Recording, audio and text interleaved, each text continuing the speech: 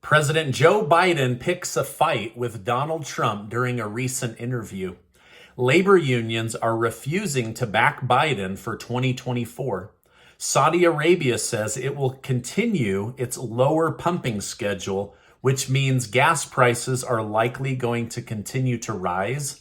And senior NATO leader Ben Hodges says we're definitely heading towards nuclear attacks. Thank you so much for liking and sharing these videos. It really helps me out. So thank you so much. Back in June, Biden and McCarthy reached an agreement to suspend the debt ceiling limit until after this month. Now that we're in September, Congress is panicking as Republicans and Democrats are as divided as ever on how to spend money. On the right, Republicans are threatening to shut down Congress unless an impeachment inquiry is opened into Joe Biden. And on the left, Democrats are criticizing Republicans for this move, stating that it will cut off critical funding to fight the fentanyl crisis. While White House spokesman Andrew Bates stated, the last thing the American people deserve is for extreme House members to trigger a government shutdown that hurts our economy, undermines our disastrous unpreparedness, and forces our troops to work without guaranteed pay. So basically what they're saying is people are going to die of fentanyl if you try to investigate or impeach President Biden. You must continue to spend without any limitation. President Biden decided to take the offense on Labor Day as polls continue to show that he and former President Donald Trump are in a deadlock tie for president. During an address to laborers, Biden claimed that Trump was just a great real estate builder who really didn't build a damn thing. While Biden is trying to appeal to the labor market, the United Auto Workers Union has still not endorsed him for 2024 as a strike may loom in the future.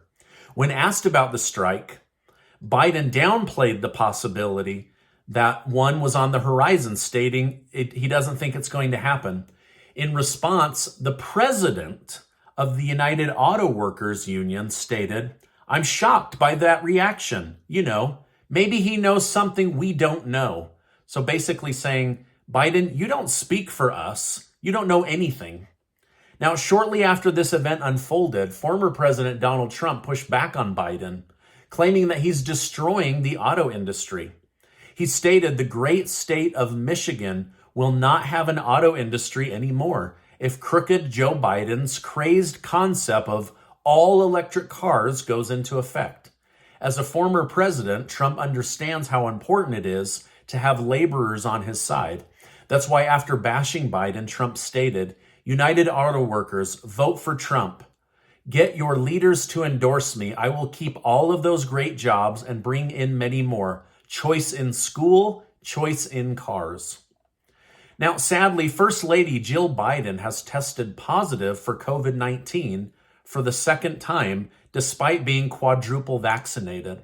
After the news was announced, President Biden was slammed once again due to his previous misrepresentations of the vaccine.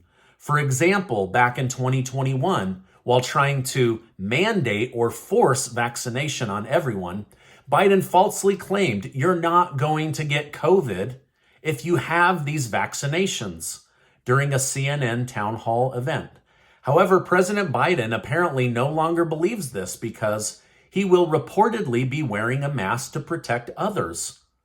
While White House Press Secretary Karine Jean-Pierre stated, as far as the steps he is taking since the president was with the First Lady yesterday, he will be masking while indoors and around people in alignment with CDC guidelines. I mean, it's just too bad for Jill Biden.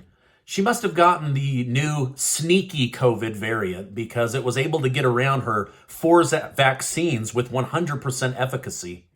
Now, we know this has nothing to do with the power or efficacy of these vaccines. They are a miracle, and they absolutely work. And we know this because Pfizer told us to believe this.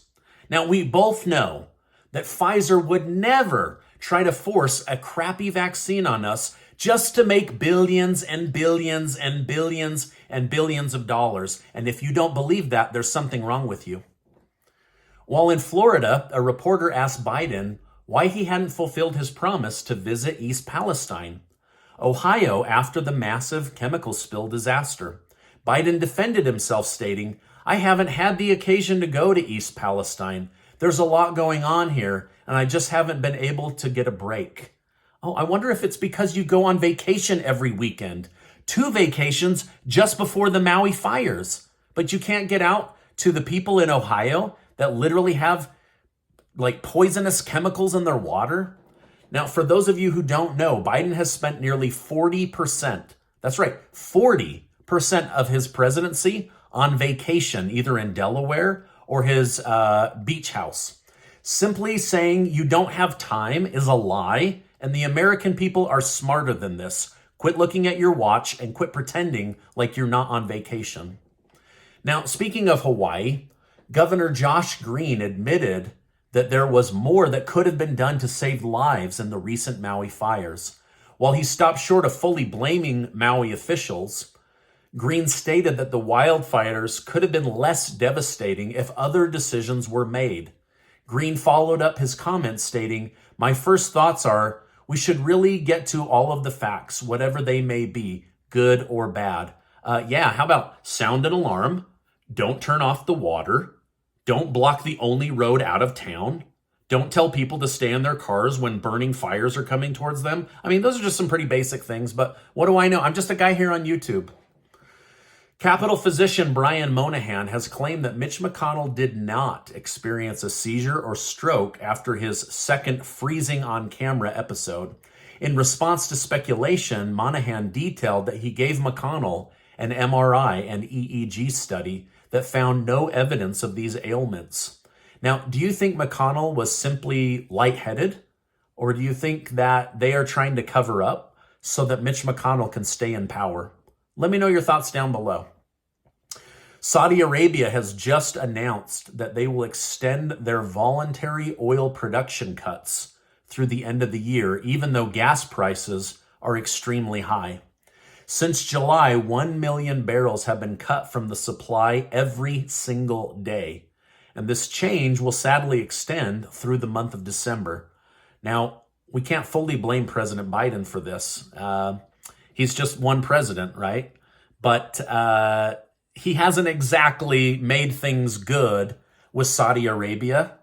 And he hasn't exactly wanted to pump very much oil here in the United States. He just backtracked on one of the largest land lease. He shut down important pipelines. But this is probably Saudi Arabia's fault. Now, according to Newsweek, Russian state media and newspaper editor Igor Korochenko has just called for an attack on America during an interview with 60 Minutes. He stated, "In response to your attacks on Russian military or civilian facilities, the first strike will be a preventative limited strike against targets on the territory of the United States of America. While this warning may sound terrifying, NATO's senior members for logistics, Ben Hodges, stated, Russia has been threatening nuclear strikes since the beginning. I take them seriously because Russia has thousands of nuclear weapons and because they clearly don't care about how many people may die. But I think they realize that their nukes are actually most effective when they don't use them. They see how we self-deter." So kind of scary. This guy is basically saying, if there is an attack on Russia, the first country that they will attack with nuclear tactile missiles would be the United States of America. Pretty chilling, but that is what is in the news today. a lot of heavy stuff, right? Now, before you go, please let me remind you that you are amazing. Keep your heads up. I know there's a lot going on. I have to read about it for hours and hours a day, but it's my absolute privilege to bring you the news each day. Now, before you go, please give this video a like. Hit that subscribe button if you're not already one of our 1.35 million members, and give these videos a check. Check them out on your way out. Thank you so much, and I will see you on the next video.